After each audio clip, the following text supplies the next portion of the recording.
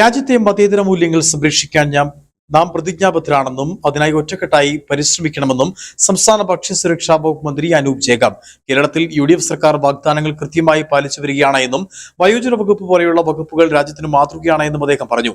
രാജ്യത്തിന്റെ 80ാം സ്വാതന്ത്ര്യദിനാഘോഷ പരിപാടികളുടെ ഇടുക്കി ജില്ലാതല ഉദ്ഘാടനം നിർവഹിച്ച ഇടുക്കി ഐഡിയ ഗ്രൗണ്ടിൽ സംസാരിക്കുകയായിരുന്നു അദ്ദേഹം. ജില്ലാതല ഔദ്യോഗിക പരിപാടികൾക്കൊപ്പം ജില്ലയിൽ വിവിധ മേഖലകളിലും സ്വാതന്ത്ര്യദിനാഘോഷ പരിപാടികൾ സംഘടിപ്പിച്ചു. രാജ്യം 80ാം സ്വാതന്ത്ര്യ ദിനമാണ് ആഘോഷിച്ചത്.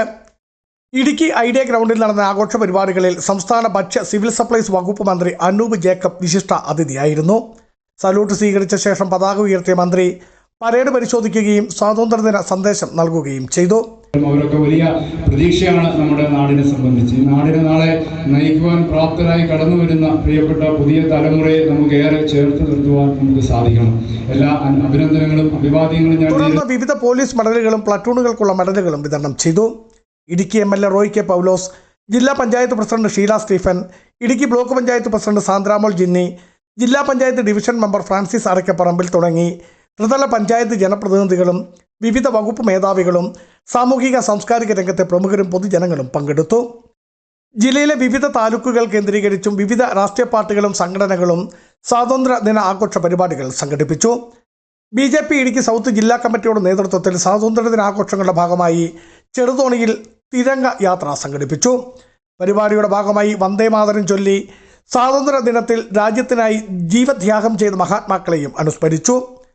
കാന്തിപ്പാറ സെന്റ് സെബാസ്റ്റ്യൻസ് ഹൈസ്കൂളിൽ 200ഓളം വിദ്യാർത്ഥികളാണ് സ്കൂൾ ഗ്രൗണ്ടിൽ രാജ്യത്തെ തന്നെ അടയാളപ്പെടുത്തിയത്. സ്കൂൾ ഗ്രൗണ്ടിൽ അണിനിരന്ന വിദ്യാർത്ഥികൾ ഇന്ത്യയുടെ ഭൂപടത്തിന്റെ മാതൃക തന്നെ തീർക്കുകയായിരുന്നു.